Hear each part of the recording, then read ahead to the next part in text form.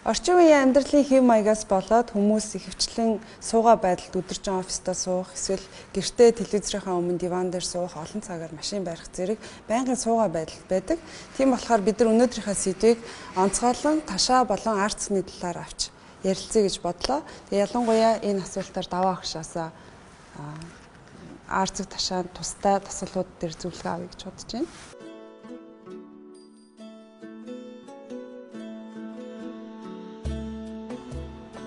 Сайн байна уу? Намасте йогийн олон улсын сургуулиас та бүхэндээ мэдчилж байна. За манай сургуулиас явуулж буй эрүүл мэнд ба дасгал хөдөлгөөнд цуврал хичээлээр та бүхэндээ арцэг ташааны дасгалыг өнөөдөр оюу битээр зааж өгье. За өнөөдрийн эхний дасгал бада конасана буюу эрвэхэ дасгал.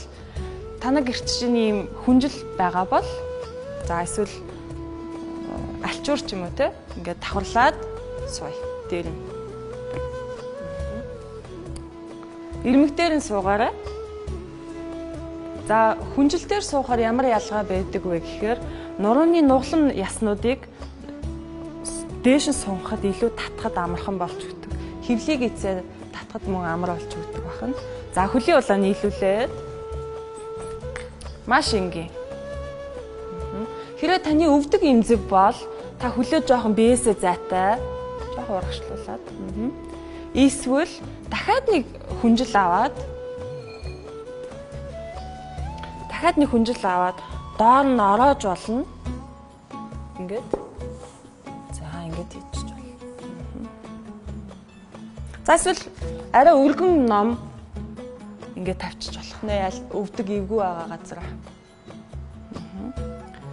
Хоёр гараа хөлн дээрээ магадгүй нурууны арт гарчаа хаанчин ч хийж болохоор.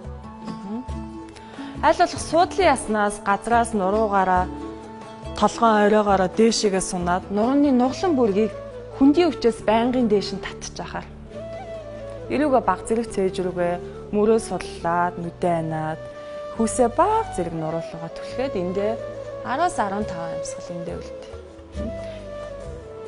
Энэхүү дасгалыг хийх үр ашиг нь за ашиг тусна гуйны дотор талыг сунгаад арцэг ташааны цусан хангамжийг сайжруулдаг бахан мөн йин йога буюу эмчилгээний йогоор гуйны дотор талаар илэгний судал явагддаг. Илэгний судал маань блоклогдсон үед та уур уцаартай, депресстэй болдог. Тэгэхээр гуйны дотор талыг сунгаж уур уцаарыг гадагшлуулж, релиз хийж тайвшруулдаг бахнэ.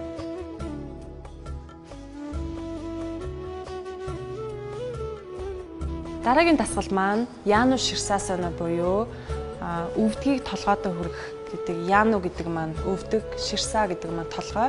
За өвдгийг толгойг өвдгөндөө хүргэх гэсэн дасгал байгаа.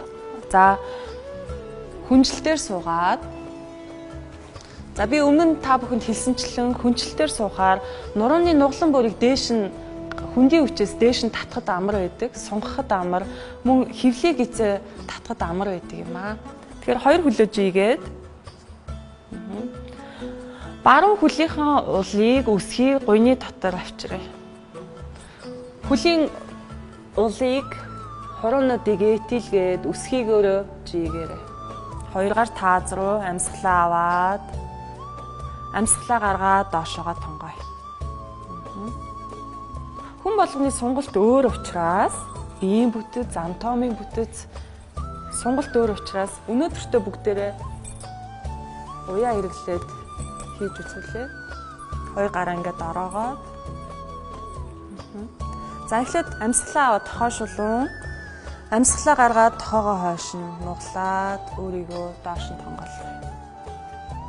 Дахиад амьсгалаа авахдаа олон ясны уулзуураасаа толгой орой хүртэл сунаад амьсгалаа гаргахдаа доошоогоо тонгоё. Хүүсээ баг зэрэг гуйнаасаа татаад гуяа чангалаад толгойн оройгоор урагшаагаа сүнэ. Ер нь сунгалтын дасгал хийхдээ хүндийн өвчөд хамгийн эмийг өгөхгүйгээр булчин чинь үргэлж ажиллаж байгаа. Гуйны булчин ажиллаж ээж, өвдөгний нүд чинь дээшээ чангарч өргөгдөж, гуйны араар илүү их суннаа. Энэхүү дасгалыг хийснээр хевлий гэдэс, нөхөн өрчхүй эрхтэнд, таван цул эрхтэнд массаж хийгддэг. Мөн нурууны булчин чангарсан тохиолдолд энэ дасгал сунгаж өгдөг бахнэ. Энэ дасгалд 5-аас 15 амьсгал энгийн, зам ёсны, байгалийн амьсгалаар амьсгалаа аваад гаргаарай.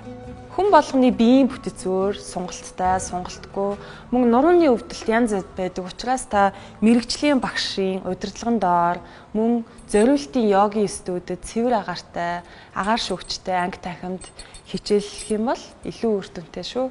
За ингээд та бүхэнд Намасте йогийн сургуулиас явуулж байгаа цуврал хичээлээс биеийн тодорхой хэсгүүдэд үүсдэг өвдөлт, тэдгээрийн шалтгаан болон тэдгээрээс хэвхэн урьдчилан сэргийлэх талаар тодорхой мэдээлэл авсан байх гэж найдаж байна. Танд мэрэгжлийн тусалцаа хэрэгтэй байвал Намасте йогийн олон улсын сургуулийн үд хаалга үргэлж нээлттэй байх болно.